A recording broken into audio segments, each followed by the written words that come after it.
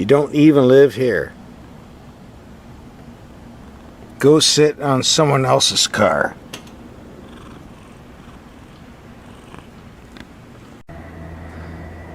This is the 2015 Dodge Charger RT. Now Chrysler did an upgrade on the styling compared to the older model. I think this new one is far better looking. We'll do a walk around here so you can get a complete look. Pretty sharp looking from the front.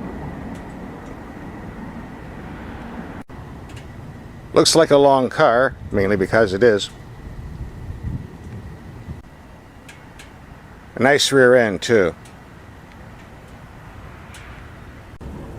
Now there are three things you need to know about the Dodge Charger. Number one, if you don't like the styling, this does actually look better in red, by the way. There's always the Chrysler 300 option. Same car, different exterior, different interior, and a few $1,000s more. We did a test on the Chrysler 300 3 months ago. We'll have a link for that coming up at the end of this video. Number two, the RT has a 5.7 liter V8 putting out 370 horsepower, rated at 16 to 25 miles per gallon. For those interested in good performance with better economy, there is a V6 3.6 liter, rated at 292 to 300 horsepower, rated at 19 to 31 mpg. We also did a test on the Dodge Charger with V6. We'll have a link to that video coming up too. And number three, for those who don't care about fuel economy, but care about performance, there's the SRT putting out 485 horsepower. If you have to ask about the fuel economy, you probably don't want one. Although seriously, it's pretty close to the 5.7 in daily driving. We tested the 485 horsepower SRT engine in this Dodge Challenger 4 months ago. We'll have a link to that video coming up too.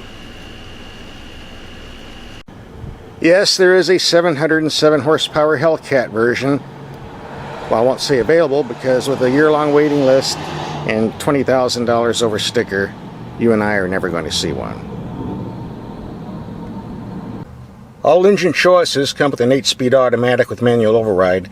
A few select models are still available with the 6-speed manual for the old-fashioned guys who want to shift for themselves, but the 8-speed automatic offers far better performance, so I don't see why you would want it, but to each their own. Now for those who live where it snows a lot, this is available in all-wheel drive instead of rear-wheel drive, but only with the V6 engine, so you're going to lose a lot of power and fuel economy.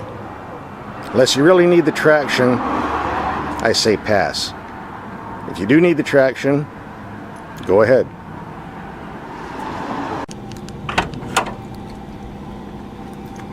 The trunk is surprisingly large for a rear-wheel drive car. Of course, we've got 2 tons of mass here, so I guess they made room somewhere. Chrysler interiors used to be the bottom of the line. I mean bottom of the line, no more. They did a real nice upgrade on this, and I'm sitting in the back where there's more than adequate room. If you're under 6 feet tall, that is.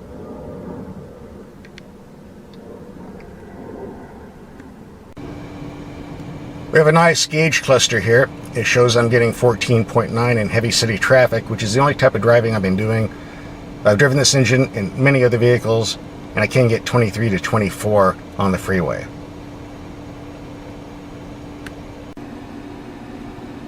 Your entire sound system and climate control right here, just a few buttons and switches. Can't complain about that. In a sport mode for those in a hurry. The glove box looks big. It's not. There's not enough room in here, but it will do.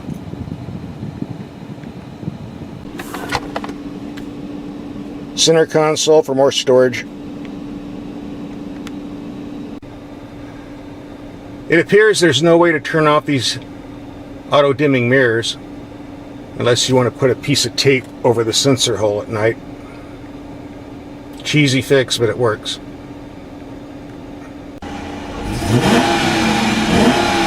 Yeah.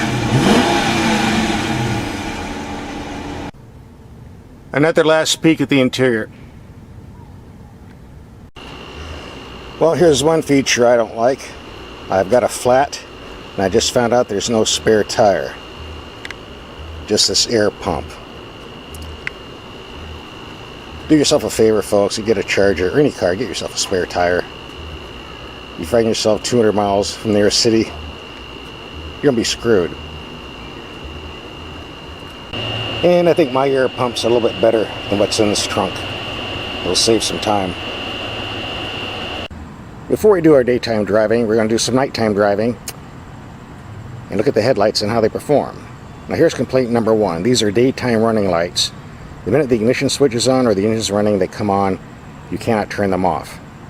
I don't like that. I think I should have the ability to turn them off. This is a holdover from Canada.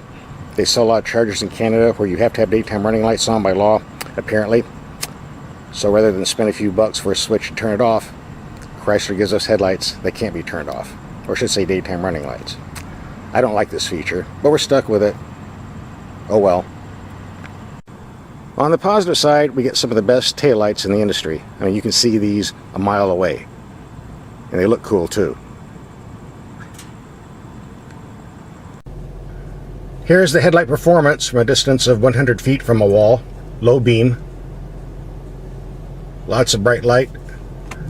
High beam's excellent. Really throws a flame out there. From a distance of 300 feet, the low beams again perform very well. High beam's excellent. Lights up the whole building down the road. Great headlights. Now here's the odd part. I filled the tank. It says I have a range of 320 miles. Now I'm down to half a tank. It says I've used 2/3 of a tank because I have a range of only 112 miles. The range computer and the gas gauge are not matching here. Interesting. All four engines in the Dodge Charger are a good pick. However, this 5.7 V8 hitting 0 to 60 in 5.3 seconds is certainly a good choice.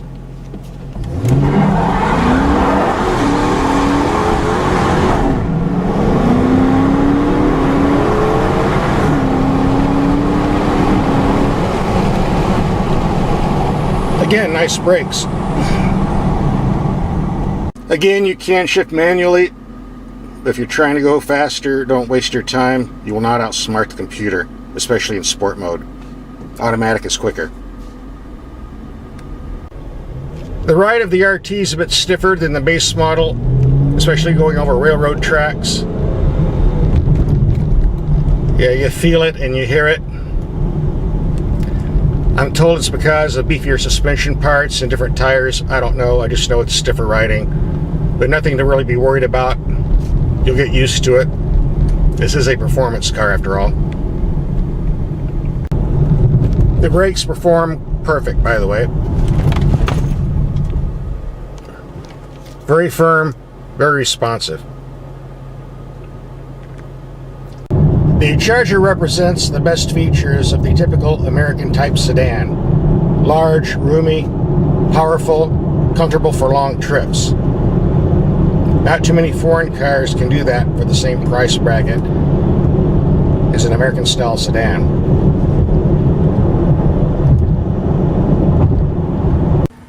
The base Charger with the V6 engine is a great deal at $29,000. An RT like this with the V8 Hemi and all the goodies like navigation leather, this one ran $37,000. And if you can afford the SRT at $45,000 to $50,000, hey, go for it. If you can find a Hellcat for less than $80,000, lots of luck. The base Charger with the V6 engine runs around $29,000 and is a fantastic deal. If you get the V8 RT Hemi loaded up with navigation leather and other goodies, this one ran $37,000. And the upgraded SRT models run $45,000 to $50,000. And if you're looking for a Hellcat, I don't think you're going to find one for less than $80,000, even though the sticker's around $65,000. So something for everybody. Coming up, we have the link for the Dodge Challenger SRT, the Dodge Charger V6, and the Chrysler 300 5.7 Hemi. Take your pick. Links coming up.